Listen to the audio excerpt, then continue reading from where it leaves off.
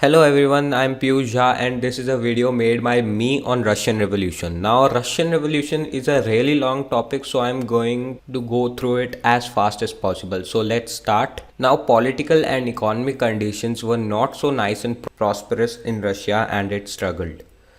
Russia was ruled by Tsar Nicholas II and it had conquered countries like current day Finland, Latvia, Lithuania, Estonia, parts of Poland, Ukraine, and Belarus. The majority of Russia's population, that is about 85%, lived their lives on farming. For comparison, France and Germany had percentages about 40 to 50%. Industrialism rose in the part of St. Petersburg and Moscow after the introduction of railways. Women made up about 30% of the factory workers and they were paid half or two-thirds of the men's wage. Russia was also politically backward compared to Europe. The Russian peasants were struggling. All political parties were illegal in Russia before 1914. Russian peasants formed a socialist revolutionary party which was illegal in 1900, but they were not considered a part of the socialist movement. Now the party was divided into two parties. This was a big split between the two parties.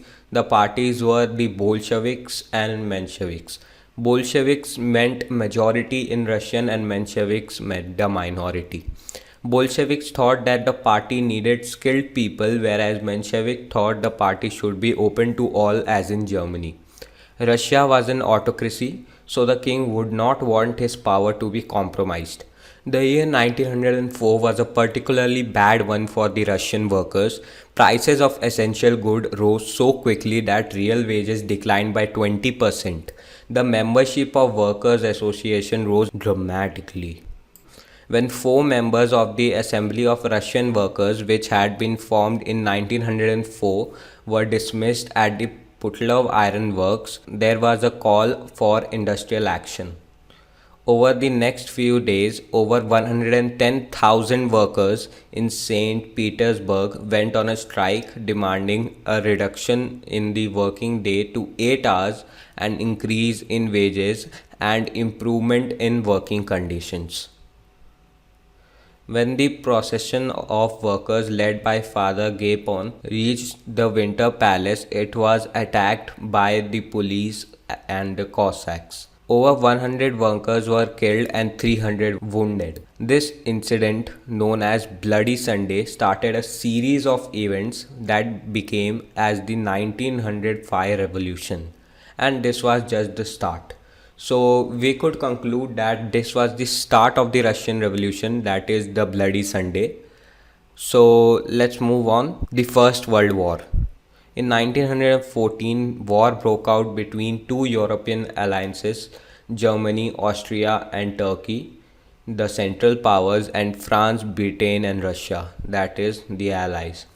Keep in mind that Russia and Germany are opposite over here. Russia's population was in deep threat and anger as the king was not properly attacking on the central forces, and they thought its reason to be his wife, Tsarina Alexandria, who had German origins. The Russians were so dedicated to the war that they changed the name of St. Petersburg, as Berg is a German name, and switched it to Petrograd. Germans responded this by blocking the Baltic Sea, which was a major loss to Russia. There was a constant hate towards the king, and all able people were sent to the war. And all food was sent to them as they were considered important, and there were a lot of food shortages for the common man. This caused riots famously called as the February Revolution. Striking workers had gathered to form a Soviet or a council in the same building as the Duma met. This was the Petrograd Soviet. The very next day, a delegation was sent to see the Tsar. Military advisors advised him to abdicate, and he followed their advice and abdicated on 2nd March. The monarchy was finally down in February 1917, and Russia now had a chance to follow democracy. Now, I think I should quickly summarize what all I explained till now. So, what is the Russian Revolution? The Russian Revolution was a period of political and social revolution across the territory of the Russian Empire, commencing with the abolition of monarchy in 1917 and concluding in 1923 after the Bolshevik establishment of the Soviet Union at the end of the Civil War. That is, Russian Revolution was a series of political and social revolution happening across the country. Now, when did the Russian Revolution came into force? The Russian Revolution took place in 1917 when the peasants and working class of Russia revolted against the government of Tsar Nicholas II. They were led by Vladimir Lenin and a group of revolutionaries called the Bolsheviks. The new communist government created the country of Soviet Union.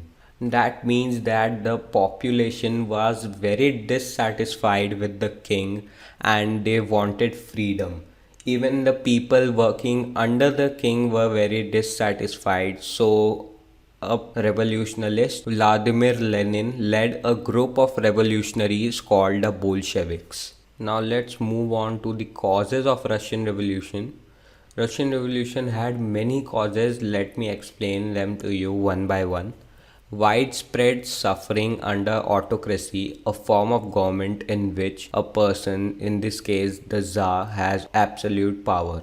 So they did not like that Tsar Nicholas II had the absolute power and only his son would be able to become the next king.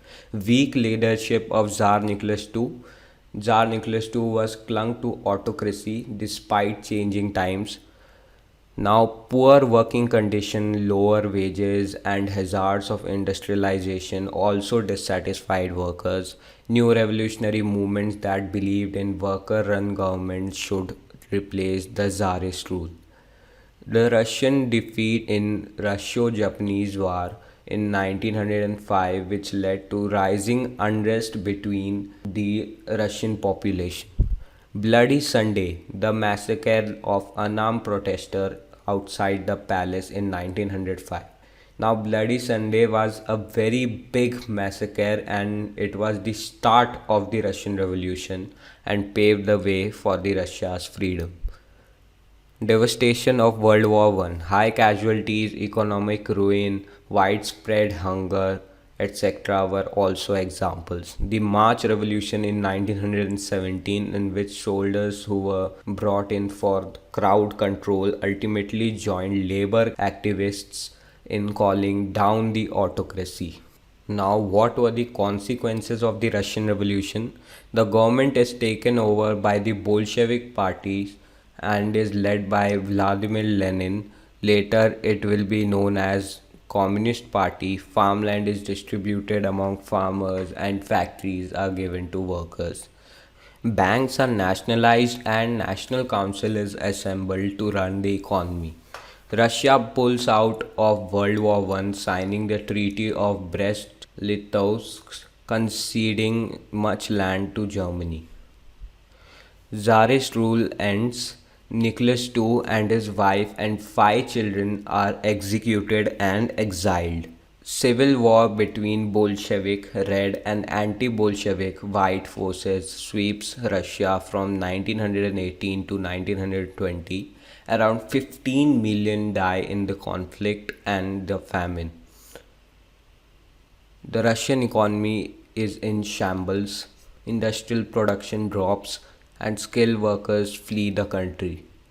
Lenin asserts his control by cruel methods such as Gulag, a vast and brutal network of prison camps for both criminal and political prisoners of CSS Pacific. Collapsing rule of Tsar. The Tsar's autocracy collapsed on 1917 due to the interplay of many factors, social, economic, and political. The Russian statue-ender Tsar Nicholas II was completely unsuited to the need of modern times. The Tsar still believed in autocratic and absolute rights of the king. These are the philosophers that participated in the Russian Revolution. George Plekhanov, this was the first major Marxist who believed in Marx's ideas. Vladimir Lenin, this was the founder of Leninism and led the Bolshevik Party. Alexandra Kollontai and Alexander Herzen also participated in the Russian Revolution. Leon Trotsky, the founder of Trotskyism. Sofia Yanovskaya, Alexander Zinoviev, and Evald Ilyenkov also parted in the Russian Revolution. So this is how the map looked like. There were 6 countries in total: Austria, Hungary, Great Britain, Germany, France, and Italy. So in orange color we have the British Empire, the empire that British captured, which concluded some parts of Africa and of course Australia and Canada. Now in red we have the French Empire. Now French Empire has a large portion of Africa and a little bit portion of France. Now the yellow has the Russian Empire, which of course has the whole Russia, which is a large continent. Now in green we have the German Empire, which is only limited to Germany, as Germany didn't capture any area outside Germany except few small countries in Africa which were the size of about Italy.